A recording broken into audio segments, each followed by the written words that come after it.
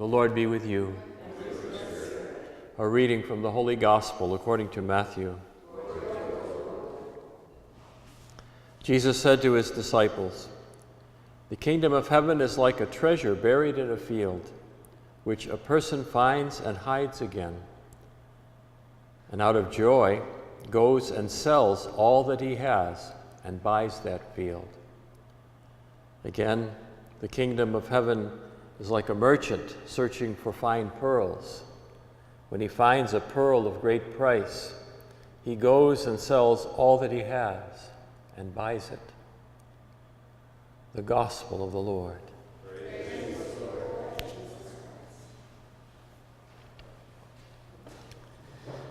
Because of the way the cycles of readings goes, we have kind of almost a convergence of the Sunday readings and the daily readings. We had this gospel a few Sundays ago with its other parables.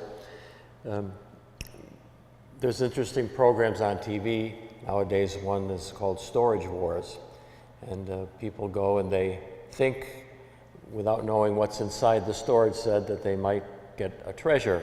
So there's an auction. Of course, the difference between this gospel and that reality is that in the gospel, the man knows the treasure. He knows what he's going to get.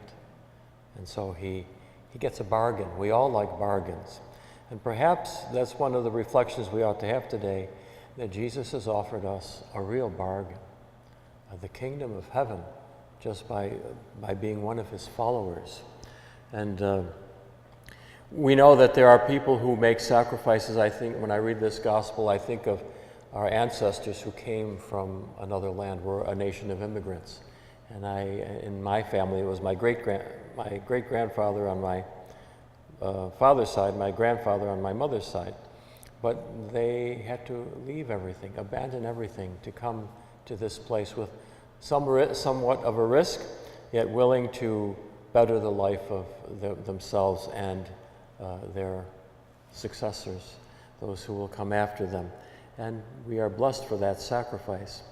But the kingdom of heaven, so much more to value and so much more to strive for in our lives, to recognize its value and to place our confidence in that offering that God makes to us, and do everything we can to dedicate our lives to God. As it says elsewhere in Matthew's Gospel, "Seek first the kingdom of God and everything else will be granted you besides."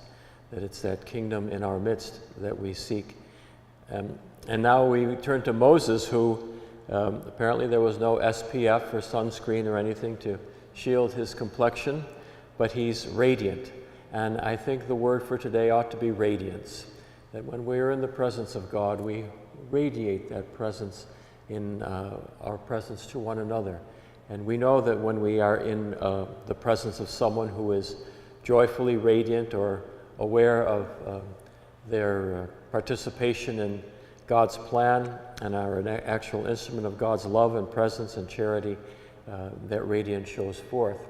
May we, like Moses, be that radiance in the world today and show forth the very powerful presence of God, that his kingdom is in our midst, and it's a great treasure that comes at a bargain.